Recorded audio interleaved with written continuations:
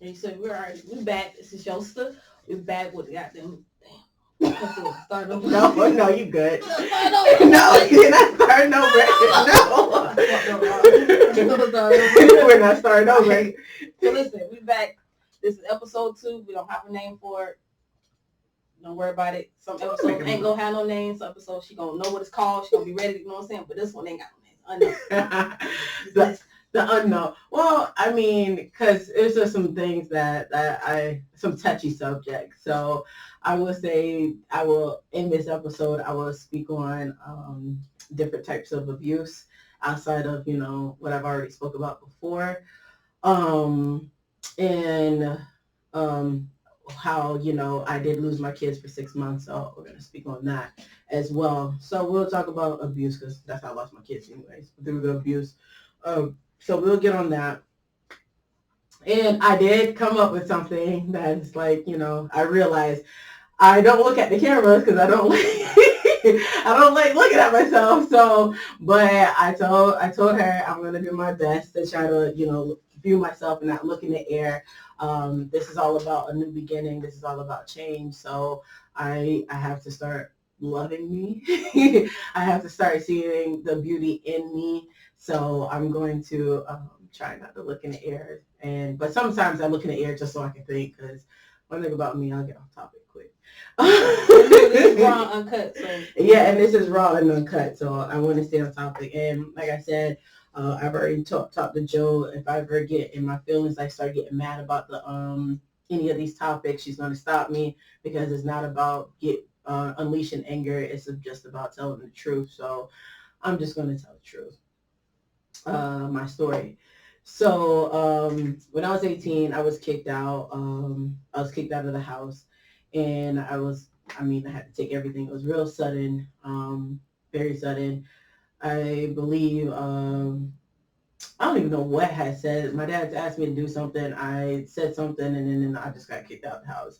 So I was homeless. I never went back. After that day, I never went back. I didn't go back to the house because I feel like once you kick me out, then that's just that, Honestly, her and a friend let me stay with them for a little bit at her friend's sister's house for a little while. And then one of my friends, Shannon Fryer, she allowed me, her family took me in, and they allowed me to stay until we got a house in the Highlands, which we'll not talk about. I'm not gonna disclose that. That house was what happens in Vegas stays in Vegas type of house. That was a Vegas house. But we were in college. so yeah, I was kicked out, and I was homeless at that time. But like I said, my friend Shannon and her family, they took me in. They didn't have control. They really, when I say they took me in, they didn't try to like tell me what to do, anything like that. They just wanted me to get back on my feet, which I was kind of able to. So I got that house. But my journey from there has been, it was something. I was free. I was finally free. And I wanted to do, I'm not going to lie to you, I just wanted to do what everybody else was doing. People were drinking, they were smoking, and I'm like, I never did that. I don't do that because I'll get in trouble for that. That's not how we were raised. So I did it. I was like, you know what? I am free. I'm going to drink. Da, da, da. So I had a few times where I drank with them. And then at IRSC, they had a party one day, and like me and one of my best friends, we went to the party at the college dorms or whatever, and everybody was drunk. Everybody was smoking. Well, I was drunk. Okay, I smoked too. It's true. If I'm gonna tell the truth, I'm gonna tell the whole truth. I may or may have not, but no, I smoked. I did, but it was like I think it was like one like a first time for me. I think it was the first time for me. I can't remember. I was no smoker, but I did smoke at that time. But we had a college party, and like, this is a real touchy subject, but I can finally tell the story without crying. I can finally tell the story without crying. So there is this day that, like I said, we went to the party. I started drinking, whatever. And one of the boys on the team, he was drinking and smoking as well. So we was actually at I call him my brother, Ramon. I call him my brother. We was actually in his room, and it was me and my friend. We was in there chilling. So then him and his friend came in there, and one thing just like led to another, to the point that something was like pretty much taken from me that night that I didn't really, approve of. Like, it was just somebody took advantage of a drunk situation. Like, and what led to that is actually my daughter, my oldest daughter. So, yeah, I don't like talking about this. So yeah, that situation happened. So me and my friend the next morning, after everything happened, we thought that, everything could get fixed. So we went, did what we had to do to try to get everything fixed, like, because he did just, release himself willingly inside of me. So we thought we did everything to get that fixed. And then, I end up later, I was hurt for a while. I'm not going to say I was hurt. And then once we felt like it was fixed, once I felt like that chapter was closed, and once I felt like I knew I wasn't going to be able to just move on, but I wanted to move on from that situation. And once that was done, like I was actually in a relationship. I was in a relationship with my middle child's dad at that time. And he doesn't even know about this. Nobody really knows about this, but my friend, like my friend and I told maybe one other person, two other people, but never went in details about the story. So he, damn, what did I stop at? Like, I don't like talking about this story. So yeah, so the, I was with my middle child's dad at the time. And so, after that happened, it was just like, if I'm going to be in a position where I'm going to have a kid, I want to have it from the person that at that time I thought I loved. We were young. But I wanted to be with the person that I loved and whatever. So me and him, we did, whatever. And then I tried, attempted to have a kid or whatever. And so for the longest, I'm not going to lie to you, for the longest, like, I was confident it was my middle child's father because, I thought I got it taken care of. I thought that situation was taken care of. We did the whole plan B, went to the doctors, all that. I thought it was done. And I knew that my middle child's father, I knew that me and him, that I wanted it. Like, it was one of those, like, yeah, I know, it was one of those things. So, and it was dead set in my heart that that child, my oldest child, was my middle child's dad. So we went through everything together. Me and him probably. Yeah, there's some relationships, and then there's some that just shouldn't have happened. But he's not like, I have no hate. I have no hate for my middle child's father. And so as time went by, like, people started noticing the difference. I started noticing the difference. They looked like because I had my child, my oldest daughter, then me and, their dad had a child again. And let me say, I'm going to say their dad because Jahar, oh man, I said his name. Well, I have nothing bad to say about him. Jahar, he did step up. He did step up as a father and took both of them in.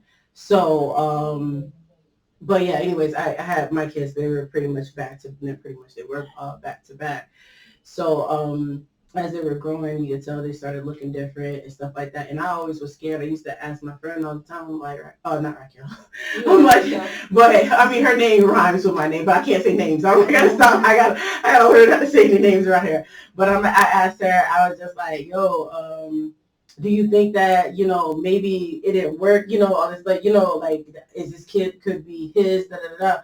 So for the longest, like, I don't know about you, I did question it. But what got me was when I announced the pregnancy. The reason why nobody knows, like I said in part one, like, I had nobody to talk to, and I had went to the hospital. That's when I found out I ended up being pregnant. I had went to the hospital, and then the hospital bill went to my dad's house. And my dad was like, what? Like, he called me, he was like, you got a hospital bill. What you get the hospital bill for? And I didn't want to say nothing because it's just like, how do I explain this? You know what I mean? Like, how do I say, how do I say this? And then at the time, like, it was like, it was like I didn't I don't say that because I really didn't even know it was like the guys that took advantage at that time. I thought it was Jahar, but I still didn't even know what to say at the end of the day because like it's still both situations are in my head and like it never got out of my head. I'm not gonna lie to you. It wasn't just like, oh, we fixed this problem. Now I'm just being with him. I'll just forget it. It never got out of my head. So it's just like, how do I explain this from the beginning? And so he just kept like, why did you go to the hospital? Why did you go to the hospital? And his wife is in the medical field, so I knew she was gonna look in the records anyways. So I so I ended up telling him, and not even I couldn't even like all like she was in the background. My stepmom was in the background. My dad was on the phone when he was like, she's so stupid. She gotta be the dumbest person. Da, da, da, da. Like just calling me out my name. Like, you're so dumb. You're gonna ruin your life over a no good man. And da, da, da, like just going on and on and on. And I'm just like, bro, like you don't even know what I'm going through right now. You know what I'm saying? You don't know what's going on.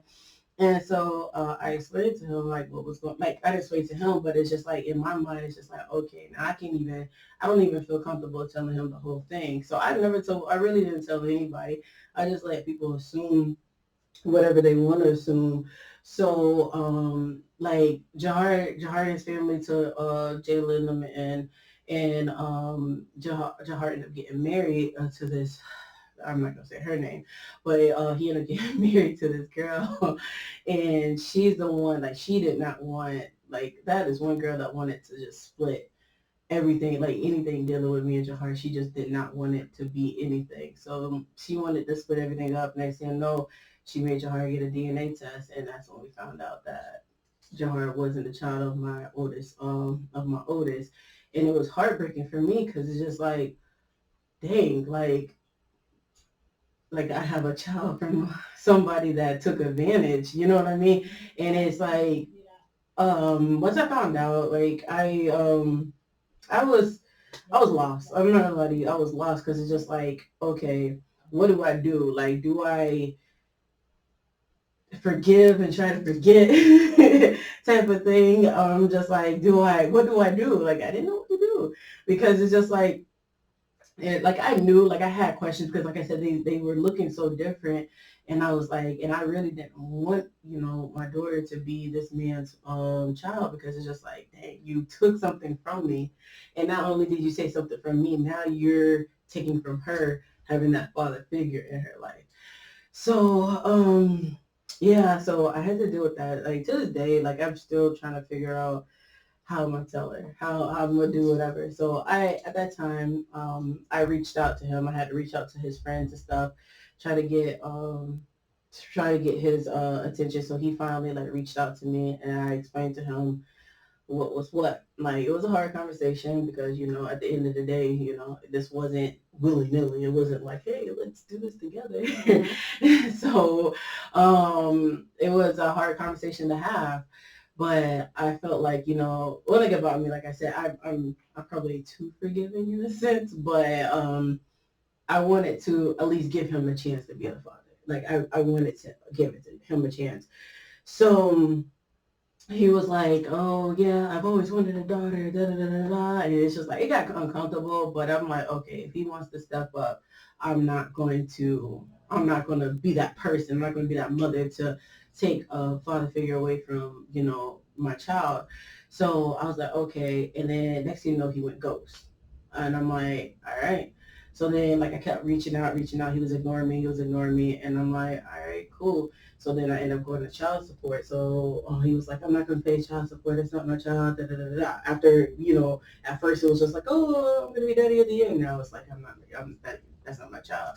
So I ended up having to take him to court. And I ended up having to take him to court. did the DNA test, and it came back as his child. And he's just like he didn't have no parts. Like, it's sad. Like, I hate it because, I mean, I might not have the best childhood, but I can say I had a father, being involved. My daughter only seen him twice in her whole life. He spent 2 days with her, and then he's always like, "Oh, I'll watch her," and then he was like, "But you gotta pay me $200." Like, first off, I don't need you to watch her. Like, I don't need you to watch her. Like, the heck? And I'm like, bro, Larry. And it's sad. Like, it really bothers me because he's still having kids out there. Like, he's still having kids. He's very involved in all his other children's lives, and like, it's like, for me on a personal level, it's like, do I really want him around? You know what I'm saying? But then again, it was a night that there was drinking. Like, there's no excuse for his actions. You know what I'm saying? There was honestly, it was going on maybe 3 years ago. I think it was 2020. He had called me on New Year's, drunk. He was drunk. Let's make this very clear. He was very drunk, and like, he was just apologizing. He was like, "I'm sorry I did this to you. I'm sorry. I know you didn't ask for this. I know this. He was like, I know you didn't want this in your life, and I messed up. And I want you to. I really want you to know that I'm sorry. I'm gonna do better. I'm gonna be in her life. You try your hardest to keep me involved in her life, but I'm failing you, and you didn't ask for this because this wasn't your fault." Like, he apologized, drunk. So he was drunk. It was an apology. But they say they speak the truth when they're drunk. Yeah. So he was drunk and he apologized or whatever. And then from that moment forward, she hasn't heard, nor I haven't heard from him again. So it was that's been hard. Like, for me, I just feel like I feel bad for her because, like, it's like, if something were to ever happen to me, she literally has nobody. Like, everybody sees her, like, the people in my life sees her as a money sign. So if something happened to me, they know that they can grab her and then get some type of social security or get some type of check, like, because they got hurt. So she is only love for the fact that she could provide some type of income if something happens to me. So I pray so hard every day that nothing ever happens to me because she has nobody. Like, nobody. Like, she has nobody outside of me and her siblings. She has nobody. And all this girl wants is a father. She wants a father so bad, and like that, it breaks my heart. And then I get in relationships, can't keep a man. But I mean, it's not that I can't keep one. It's just like, I feel like I don't want to bring nobody around her because I know how bad she wants a father.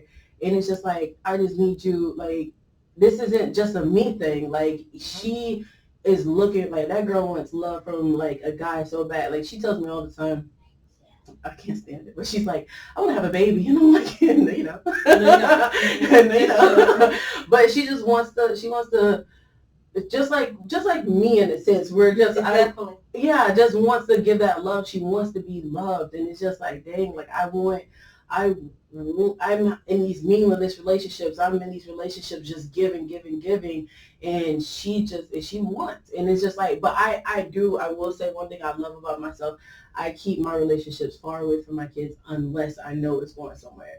So, because I don't want them getting attached to anybody. Like, my last real relationship, she got so close to this guy, and like, it got to the point where I wanted out of that relationship, but I stayed for the sake of her because she just loved him as a father. She felt like she had a father, like, you know what I mean? And that's what she's always wanted. So it's just like, for me, it sucks for her because, like, I don't bother him. Like, I really don't. I don't go after him. I don't bother with him at all. Because I'm not gonna make him change. He's not gonna change. He's gonna be who he is. And like, it's crazy. Like, she watches her uncle. Her uncle's in the NFL. He's on the Buccaneers. Yeah, he's on the Buccaneers, and she watches him all the time. She just loves him. She's just like, oh, I want to be like my uncle. But it's like, she can't meet none of them because he literally exits her out of everything. And like, I don't I don't fight it. I don't fight him. I don't want to fight to be a father. Plus, I'm to the point that I'm scared that, just like for somebody to be like, oh, I'll watch it, but give me $200. Oh, I'll do this, but you got to do this. Like, I don't feel comfortable leaving my child, in a predicament like that. You know what I'm saying? So I'm very protective over my oldest. But like I said, I respect Jahar because Jahar has stepped up, and he accepted her. Him and his family, they all accept her. So they don't take my middle child without my oldest. So she does semi have that father figure, but the reason why she doesn't all the way have the father figure is because his ex-wife, like I said, his ex-wife did everything to take, like she did everything to tear them apart. She went from having his, calling him dad, being to the point where the ex-wife did not want her, she didn't want her around. And then when like she tried to do damage control once they seen like once my daughter was away and my and Jahar was hurt. Jahar was crying at the time. Like he was hurt because I had to take her away, but I'm not gonna leave my child with somebody that was being like mistreated, that it was not wanted, was not accepted into a family. And I didn't want to do that because I like to give Jayla her own choices, because like she's limited to so much stuff. But I like to give her own choices in life. And she always wanted to go over there, but it was just like I would pick them up, and she was like, "Oh, they bought my sister this, but didn't buy me that." It was always the stepmom at the time. She wasn't getting treated equally, and they were always telling me that. And then like the stepmom used to like always send me stuff like threatening stuff. And then she told me like the stepmom had wrote me one day, talk about some. She hopes that what she said, she hopes that Jayla grows up to look like her dad because she don't want her to be as ugly as her mom, like stuff like that. And I'm like, why would I leave my child? Like, why would I allow my child to go over there? You know what I'm saying? Like, I'm not going to allow my child to keep going over there. If you can't respect me, you're not going to respect her. And the only reason why she respect me with my middle child is because that was Jahar's actual child. Yeah, and she didn't even respect me then. She was always just like giving me a hard time, trying to belittle me in some way. Say, oh, like she had that girl. She had my daughter calling me by my first name and calling her mom. Like that's gonna be. Let me tell you, that's gonna be an episode in itself. Like that girl. Like there's some. It's an episode of itself. Listen, like that girl from 2016 to 2022. I think the last incident was 2022. Like that girl has been just like Team Raquel, like showing up to my house, using my social security to stop child support. Like, oh yeah, she's yeah, she's an episode within herself. I ain't gonna say her name because she's like doing all good in life, and I ain't trying to like be like that, but I'm gonna speak my truth about it because she is like, there's people that sit there and smile, like she's in a sorority, and I just don't understand, like, how can you want to be a team or build with women? You did everything in your power to try to tear me down. Like I'm telling that she's a whole episode within itself. Anyways, we'll get into it. Don't even worry about it. Yeah, don't even worry about it. She needs her own episode. But yeah, so with my daughter, like I do feel bad. I do hope like, God blesses me to the point where we have a guy in our life that does want to, accept her, that will accept her. Actually, all my kids, but, everybody's had their time with whatever, their dads, like, realistically, but she just doesn't have that person for herself. And she just really wants that love for herself. Everything, like when it came down to it, every guy that was involved, they turned their backs. My dad was close to her, and then that stopped. Like I said, Jahar was there, but that wasn't really Jahar's fault. It was the girl's fault.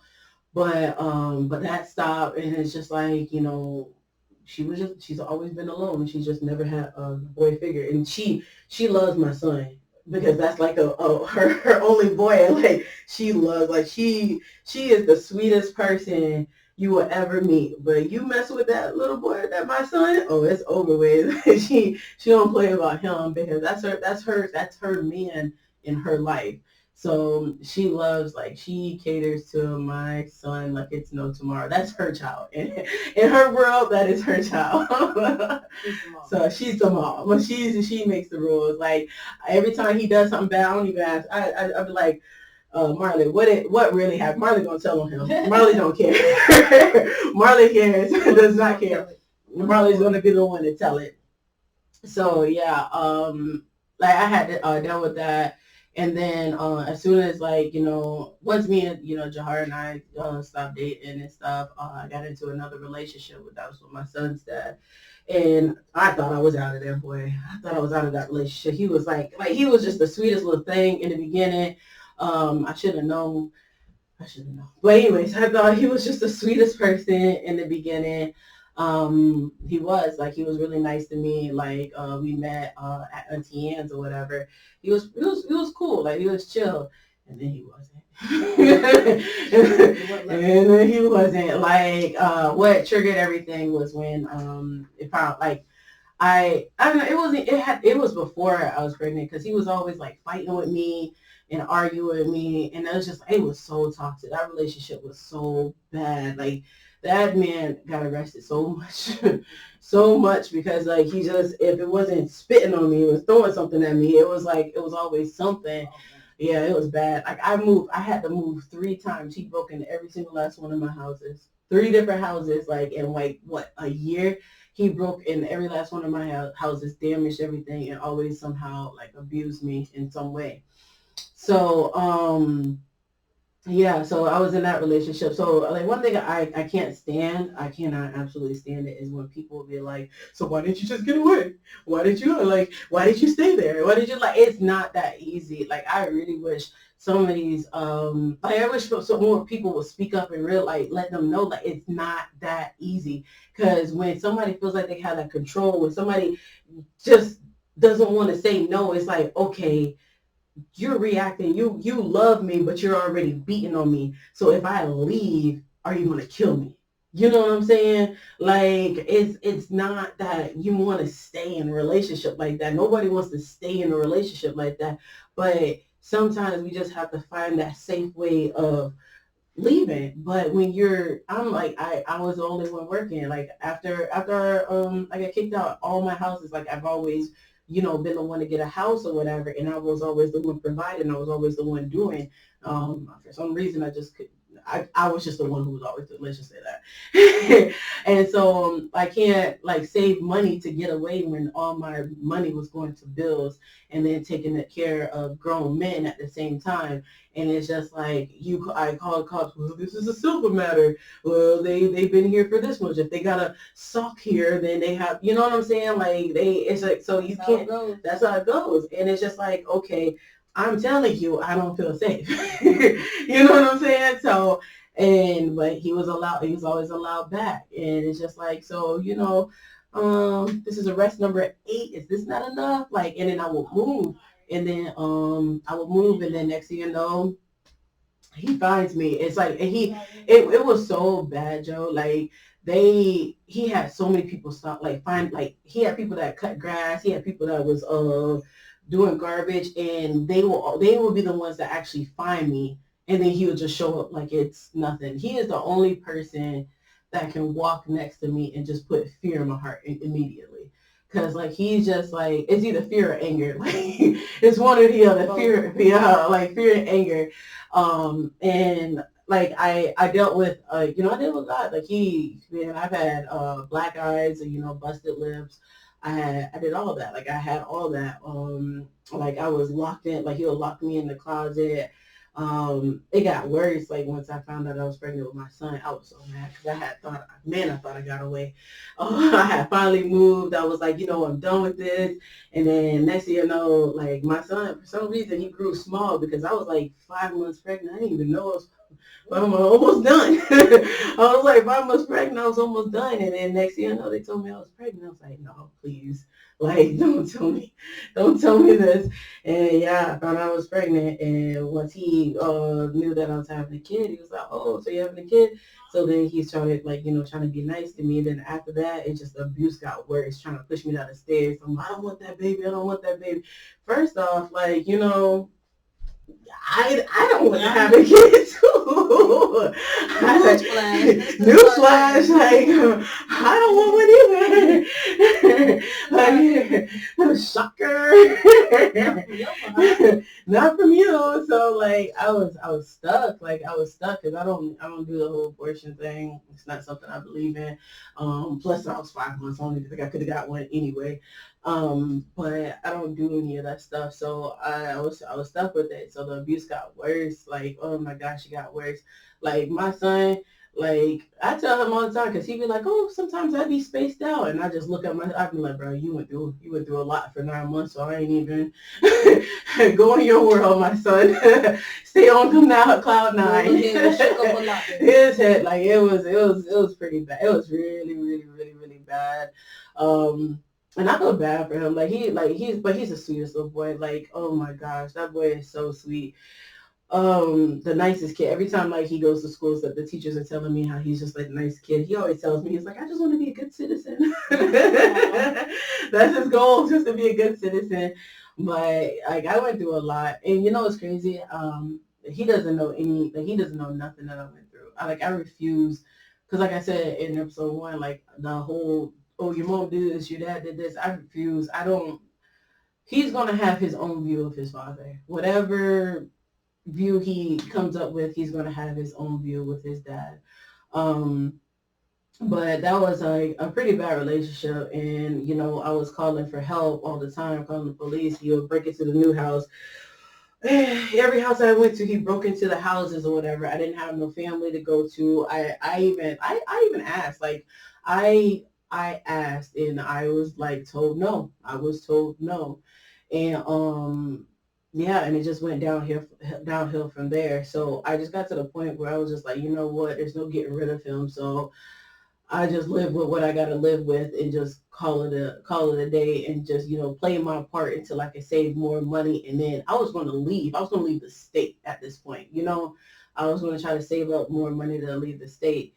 And then my sister and them, they had came down here and they stayed with me for a little bit. Like her kids and stuff stayed with me. And then everything kind of just like went bad from there. So to this day, like my dad blames my sister blames my dad, and nobody blames whatever. So I don't know who actually made the call, but what I do know, it was family that made the call. And from what I'm being told, it was actually both my dad and my sister that was involved into this. Like I said, the fingers point, whatever, but even other family members know who called, because they come to me. It's like, well, your sister was the one who called DCF. Your dad was the one, like, but I guess apparently my dad was the one that gave the idea of my sister was the one who actually made the call. So they called DCF, but it started off as, oh, we didn't have food in the house. And so the DCF came and, looked in the house, and they seen there was food in the house. And then they just started coming. They said, we got a new report. And I'm like, what's going on?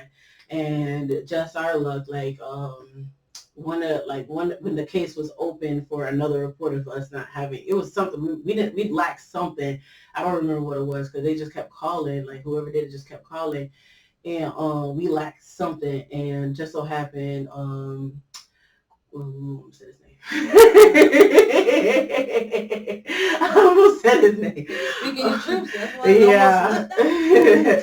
And just so happened, like we had an episode. I'm not gonna say an episode like I was involved, but he flipped out, got abusive, and the case was already open. So then it made it into a bigger investigation.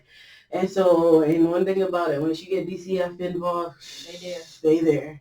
So it just went from like bad to worse. And there was just a day I was at work, and I can't even, like, honestly, it's like a big, huge blur to me when it comes down to that situation.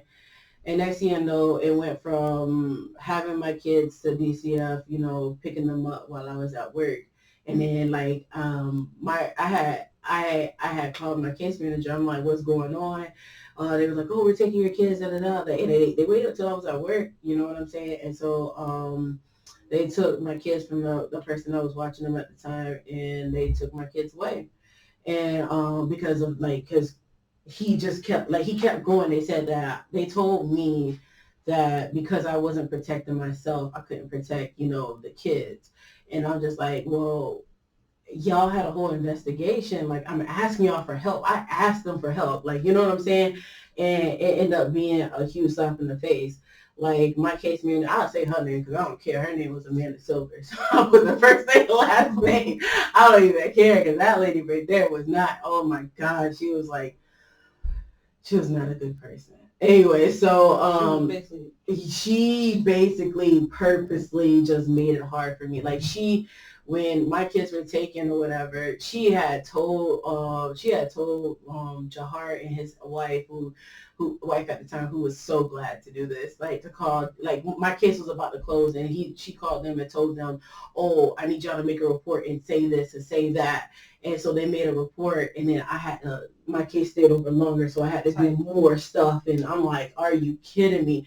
And then the thing is, like, the ex-wife was so cocky that she spilled the beans. She was like, oh, you think that Amanda's on your side? She's telling us what to say. She's telling us what to do. So you don't have to worry about ever seeing your children. Da, da, da. Like, you know what I mean? Like, she was so cocky with it. Yeah, she was telling everything. So that's how I ended up finding out. But God was on my side because I got an attorney that shut that down. But so yeah, like, so my kids are taking, like, the worst day of my life. Oh my gosh, I just couldn't stop crying. Like, I'm like, bro, like, I'm at work, y'all took my kids from the city at the time, and I'm just like, what is going on? you know, and Amanda made my life hell after that. Like, she shipped my daughters off to Texas. It went from bad to worse. Yeah, it went from bad to worse. She sent my child off, my daughters off to Texas, and my son went to foster care. And I'm actually proud of myself. I'm not crying, but I usually cry with this, but then I drink that Celsius, so I'm still up. But yeah, she shipped my kids, like, not shipped one, but she sent my kids to Texas with their dad, the girls to the dad, and my son went to foster care. And this is where I really learned, like, this incident really taught me who was for me and who wasn't.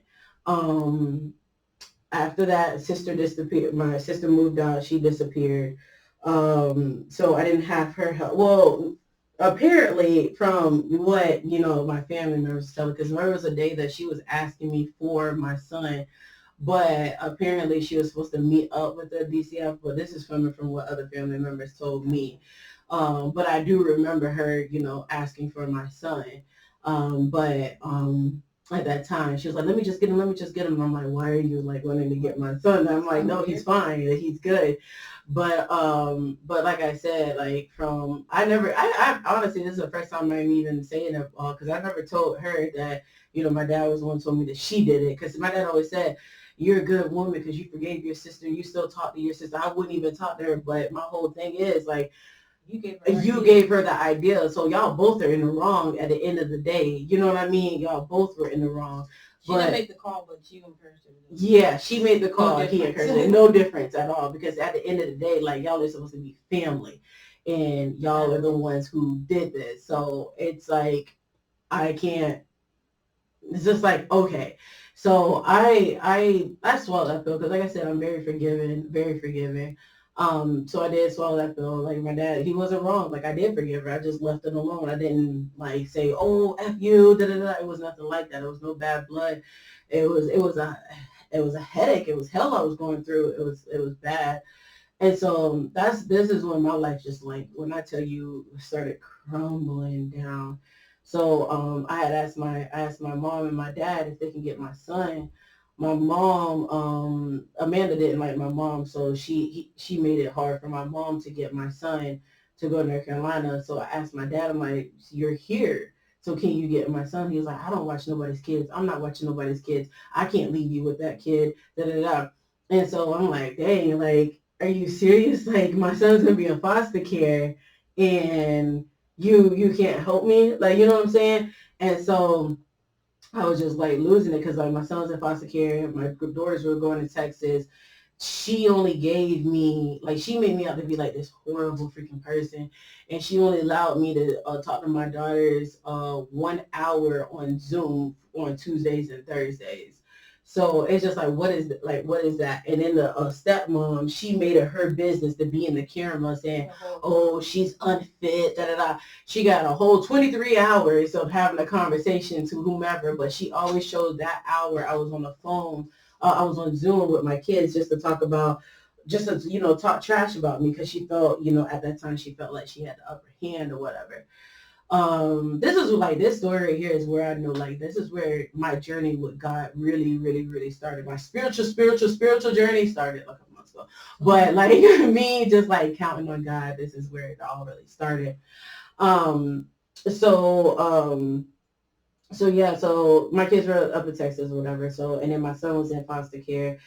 His foster parents at the time, like, I can't get mad at them because at the time, my kids were in foster care. They were led to believe I was just this horrible person. I couldn't be around my kids. So, they went in protective mode over my son. And I love them for that. And I'm going to be honest with you, to this day, they're still involved in his life. Like, to this day, because they love my son. They only had him for like maybe 6 or 7 months or something like that. But they loved him. So now, he's 7 years old and they're very much still involved. I didn't take them away. I didn't take him out. So that's why I say it's still a blessing, because his dad, my son's dad, is in prison and he's not getting out until I don't care when.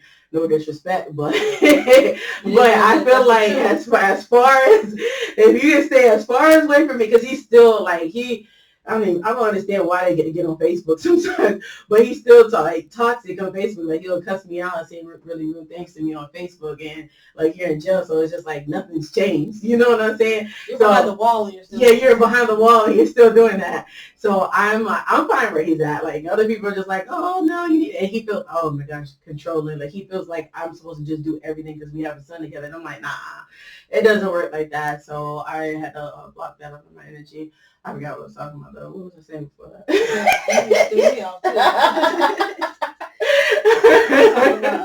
Your son.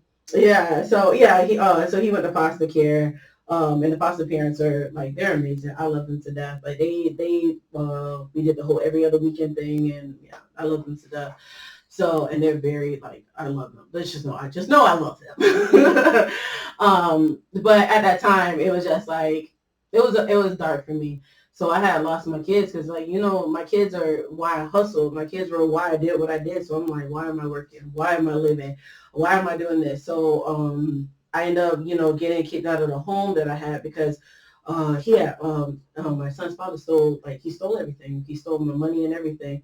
He stole everything from me. I don't know what I did, but it was some karma there. But he stole everything from me, and I ended up getting kicked out. I ended up getting evicted, and so I didn't have nowhere to go, and I just knew, like, I didn't know what to do. Like, I asked to stay. I asked to stay with I have both parents. I asked to stay with both parents. It was a no from both ends, like a nice no. It wasn't just like a no. It was like an excuse with the no behind it, Like, my dad was like, no, you got so much going on. Like, this is like this right here. Like, I mean, it doesn't shock me, but a lot of it, the way my dad played into it, that I ain't gonna lie to you, like, I wanted no part of him. Like, I really wanted no part. I told him, I kept telling him, I said, stay out of it. I said, kid, like, he made this so much worse than what it needed to be. I was trying to be cordial. Everything that I was doing, he was reporting it back to them. And I said, you need to stay out of it. He was like, I'm grown. I get to do what I want. He was telling them, he was like, you need to, I think you just need to let them stay over there. He's going to take better care of them anyway. Da, da, da, da. Like, he made me feel like such a bad person. And it got so bad because there was one day, like, I just broke down. He was just so happy around, and I broke down on the side of the road. He, like, literally watched me cry because I was on his shoulder crying, just boo-hoo, broke down, boo-hoo crying. And he was just like, oh, just trust in God. And so I was like I was trusting in God. I broke down crying to this man. And then just for him to turn around and still go back, like, I'm about to cry right now. And then just for him to still go back and do everything to keep me away from my kids. Like, he was going to these people, just telling them negative stuff about me. just so that I can keep my kids stay away from me. And then he's just like, oh, you don't need to, you might go kill your kids. Like, why would I kill my kids? You know what I'm saying? Like, who would say something like that? Like, it was bad because I already felt like the world was against me. And then my dad turned around and he was against me at my lowest times. A lot of people don't know this, but I was on top of the bridge, like Joe, everything I love, I just wanted to jump. I was right there to jump in, but God had somebody call me at that time, and like he came and got me off that bridge. I was done. I was so done because I'm like, I lost my kids. I got these people attacking me. I got this girl being disrespectful to me. I got my dad teaming with the other side, not helping me when I'm trying to ask for help. Like I really asked for help. I asked everybody for help. I even went to the church. I Take your time. asked everybody. I went to the church. I asked for help. Everybody turned their backs on me. I went to my grandparents. I asked them for help. They're like, oh, the only way we help you, got to sign a contract. Like, I signed a darn contract, but help me. Then it was just like, oh, maybe we can't because I don't know if you're going to be able to help me. I'm like, I just needed one person to help me. I just needed one person to help me. I had the whole world against me. So I'm homeless. I'm breaking into that house that I got evicted from just to have somewhere to go to sleep. And my son's dad still found me there. It still made it hell for me. It got so bad. It got so bad, Joe, that I needed a place to stay, that I ended up just going back to this man just to have, because he had a roof over his head, just for me to go there and get controlled over again, just for me to just have to deal with the same treatment. But I had nobody. Like, I literally had nobody to help me. I had nobody to help me. And it's just like I went back, and it just went from bad to worse. That's why, like, to this day, I always tell everybody, like, I love Sherelle to death, because if it wasn't for Sherelle, I wouldn't know what the heck.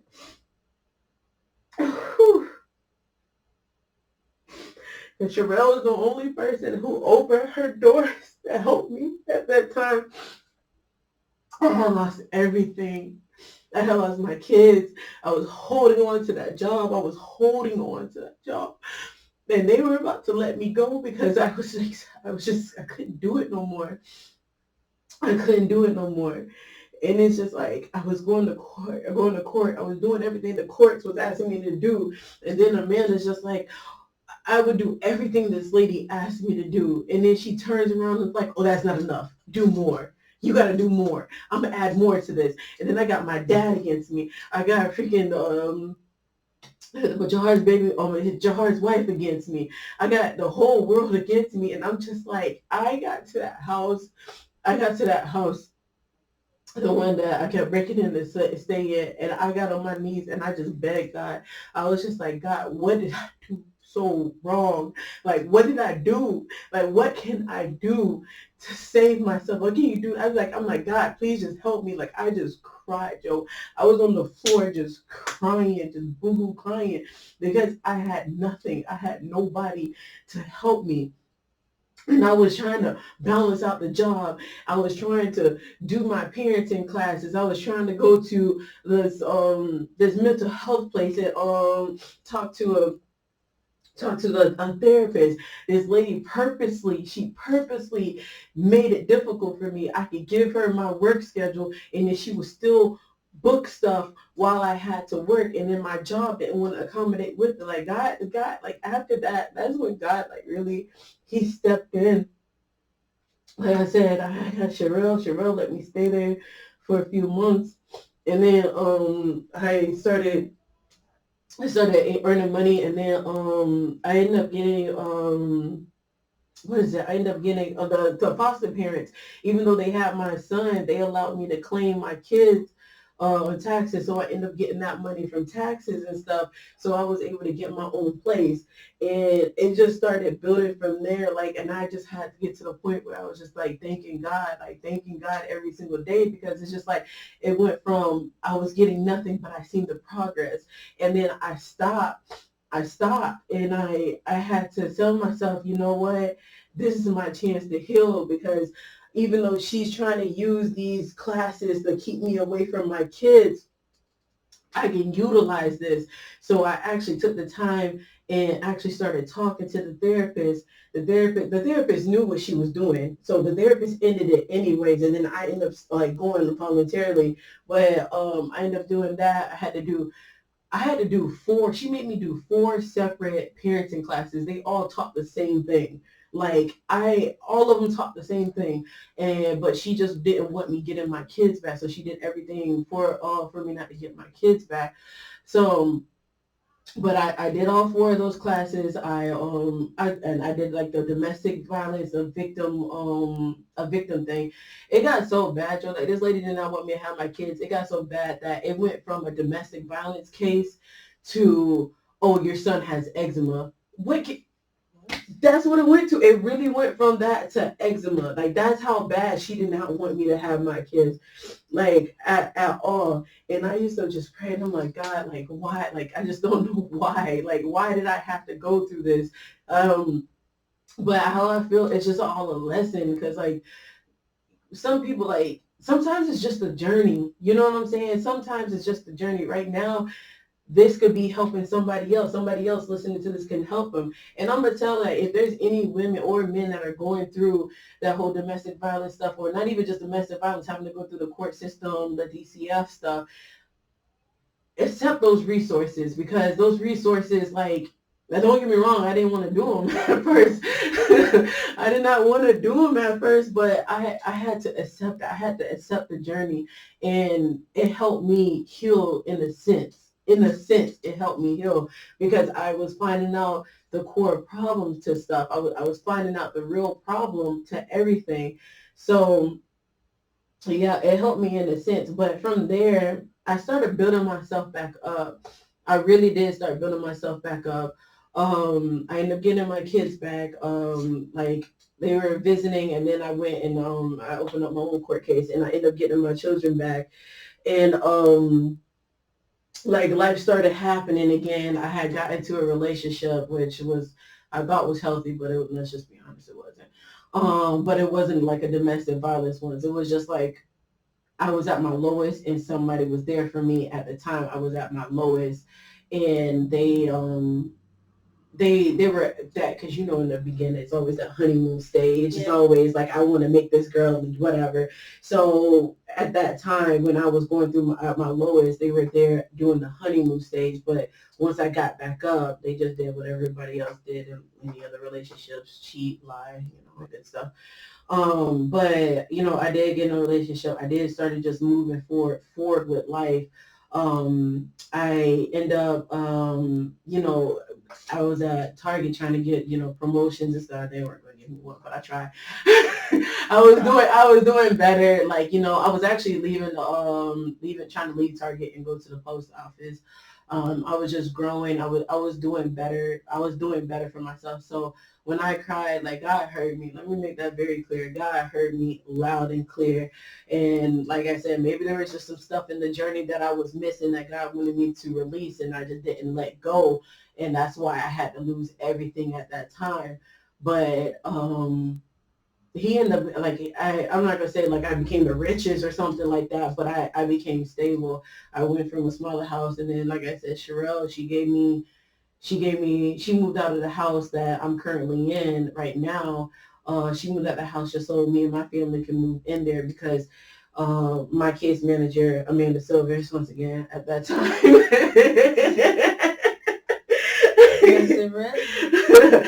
At that time, she was trying to find every reason, because the house that I had was a little small. It was 2 bedrooms, but that bad boy was a good shed at the same time. You made it through Like, for real, you would stand in the living room and 2 years in a row. It was one of those. One go past for a minute. Yeah. But she was trying to find a reason, to get my kids removed again from that. But I'm telling you, that showed me that time showed me so much betrayal. So much betrayal. And like I said, like the things that were said to me, the thing, like for me, anybody that knows me knows I'm all about my kids. And for somebody to, help to, keep my kids away from me, I just like, it took everything, like everything I love. It took everything in me to just forgive, like to really just forgive that. But I have never known anybody to be against somebody. Like it was so much drama. Like that family, we were all close. Like I said, Jahar, I never had a problem with Jahar. Like we were not good in a relationship. We were never good in a relationship. We shouldn't even try it, but we did. But outside of like just, trying to be cool, just like we were always just chill. Like we always been chill. And it just turned so bad. Like, so his mom was talking to my dad, and my dad was just stirring the pot. And then next thing you know, they're like, well, your dad said, like, I still got messages. Like, I got so many emails and messages where my dad did this, and I kept asking him, I said, can you stay out of it? Like, my kids told me to stay out of something because I'm making it worse. I'm out of it. I wouldn't even get in it to begin with unless I need to protect them. You know what I'm saying? But like I'm asking, begging it, like girl, I begged him. I said, can you please stay out of it? I'm like, you're making my life harder. I'm grown. Tell me what like you're in it in a good way. Yeah, like that's what I'm saying. Worse, so making things worse. And I'm just like, I need you to just stay out of it. Like he's like, I'm grown. I can do whatever I want to do. You're not gonna tell me who I can and cannot talk to. I had to, like, I'm telling you, I had to cut him off because I'm just like, dude, that's not okay. Like it's not okay. And like, he just like, it just seemed like when I was down, that's when I made him the happiest. Like when I was down, that's the one time I was actually noticed by him while I was down, while I was hurting, while I needed the help, and he knew he could help. And yeah, I had his attention. He was calling, what you doing today? Next thing you know, going there. He was very involved. He would come to my house. Next thing you know, I got the ex-wife, she's calling my phone or texting my phone. Oh, you hope your dad said this, that, and another. We're gonna report that. I had DCF at my house. Like I didn't even have the kids at the time. They were still calling DCF. Like it was so bad. Oh my gosh. Like it was. I don't understand how somebody could be okay with that. Like that's what. Like and like I know I told you that I'm not supposed to get angry, but it pisses me off. Like, I don't like thinking about it because it's just like, I don't want to accept the fact that I was betrayed that bad. You know what I'm saying?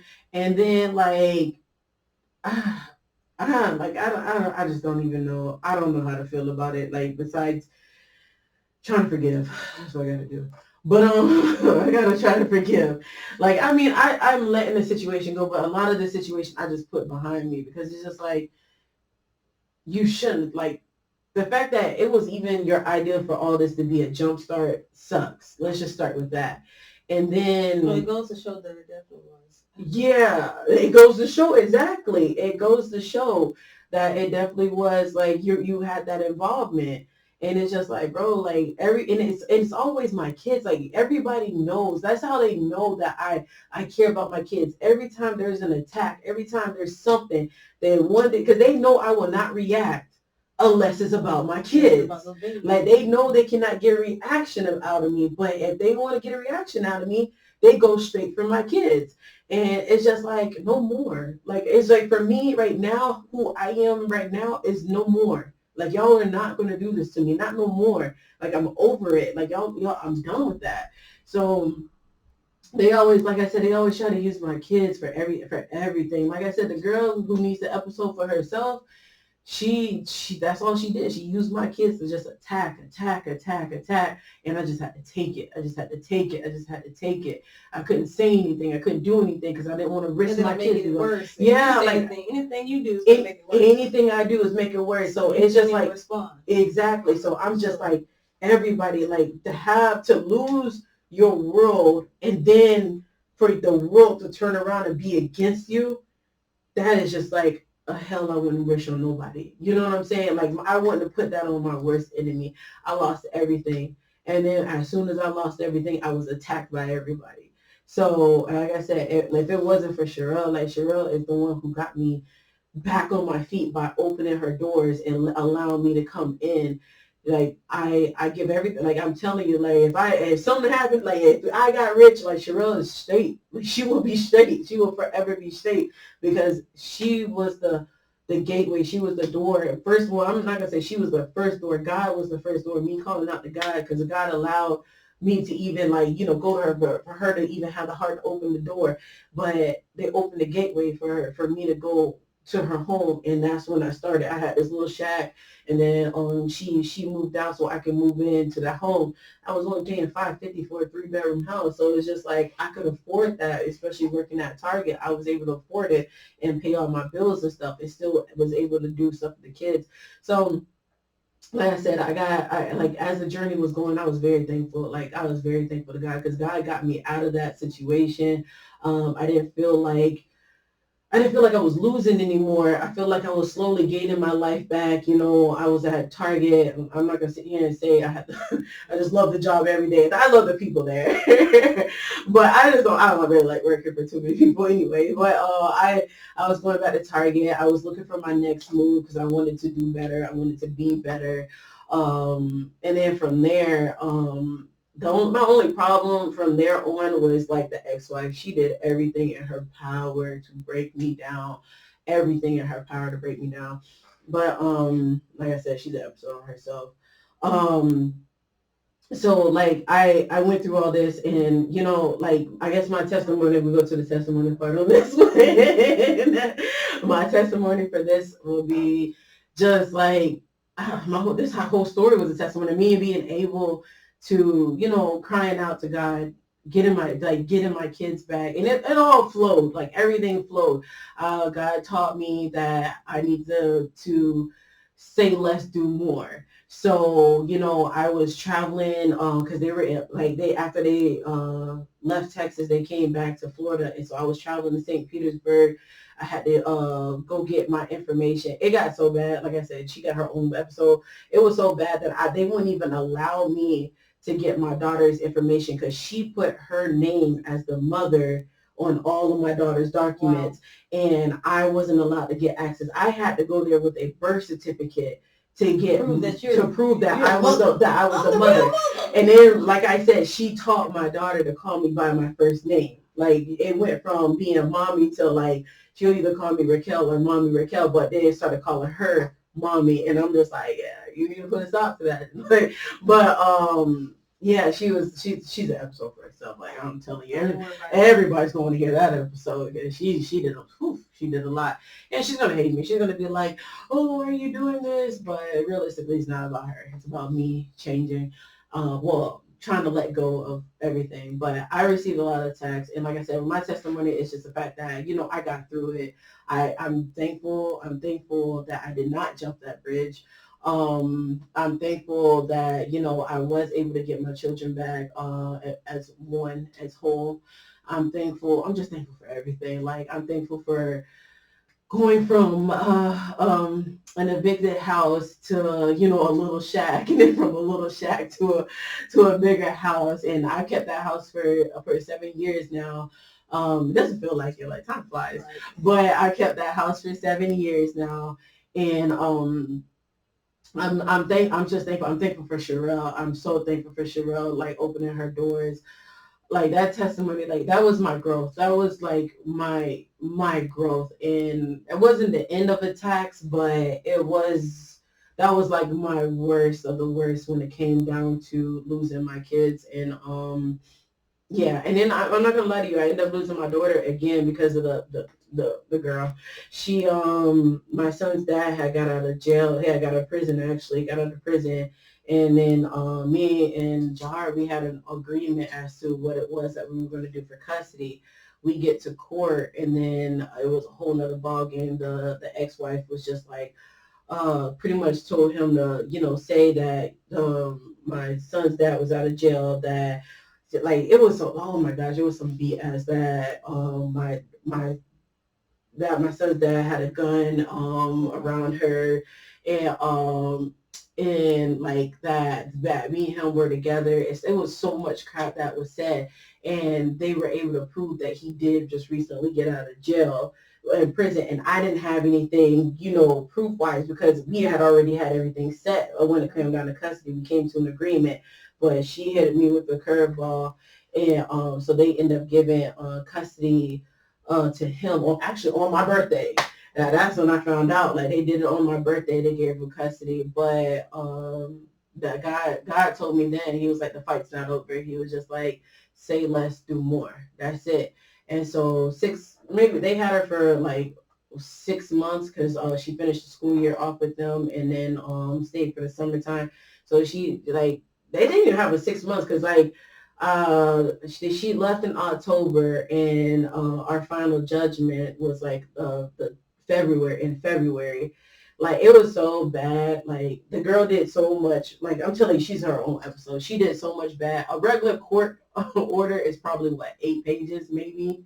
Ours is 31 pages because of stuff she did. 31 pages of what she did.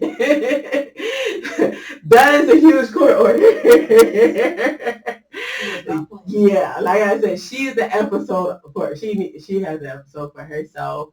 But it was an ugly journey in the beginning, but fulfilling in the end because I beat the odds. I beat the odds. I I listened to God. I made trips to St. Petersburg that I didn't want to. I did a lot, but I did what I had to do to get my daughter back, and I got her back. And since then, and like even when it was going on, like my daughter, she was always getting in trouble, always fighting, yelling, screaming, like. And I'm like, oh, so y'all just gonna ignore the problem? And all they did was just kept saying, going to court, oh, her speech. But one thing about her, she can talk. She get it from me, but but she can talk. But since she came with me, she's been either straight A's or AB on the road. She's been doing so good, so great. No more flipping out, none of that stuff. She's been amazing. Do I get recognition for that? No, of course. But let me do something wrong, I get all the recognition for that. So, but I don't really need recognition. I love seeing all of her awards, all my kids, all the accomplishments that they've done. So not only did I, get my children back, like they've progressed so much, they've learned so much, they've done so much. It's just been it's been great. Like it wasn't it wasn't the best journey. But it turned out to be pretty nice. But and then another thing is like you guys are going to see if you do follow my page on Facebook, James Z Processing LLC, Mobile Notary and Fingerprinting. I do go out, I do feed the homeless because like what I want to do is use my story to help others. So I do go out, I do feed the homeless. Actually, we're going to be teaming up soon because she gets the cell phone. So we're going to try to get cell phones out there for our homeless men and women, but it's majority men that's out there. We're going to I donate clothes and stuff to domestic violence shelters for women. I just do what I can to help whoever I can. So but I'm telling this story so because a lot of people will be like, you're so nice, why'd you do this? But I want you guys to know there's something behind everything that I do. I don't want nobody to go through the pain that I went through, or even if they do go through what I went through, at least they know they got the help, some way, somehow, or some resource or something. I just want to help wherever I can, help and heal. That's my plan. Definitely. Yeah. So, but overall, my testimony is just like I said. Just I'm thankful from where I was. I don't even like thinking about those times, but whatever. Like where I was to who I am. So, if you are out there and you are struggling and you're going through custody stuff, like look where I'm at. Like I have my own business now, I'm growing, I'm healing. Like it's gonna take time, but please don't give up. Don't give up. Just call God. That's the only person that can really change it, to be honest with you. Just call God and trust that God's gonna do it. Even if you're not a believer, find it in your heart to believe, have faith behind it, and just trust the process. It's not gonna be an easy process because if it was easy, none of us, everything will be handed to us and none of us will work for anything. The process is not going to be easy.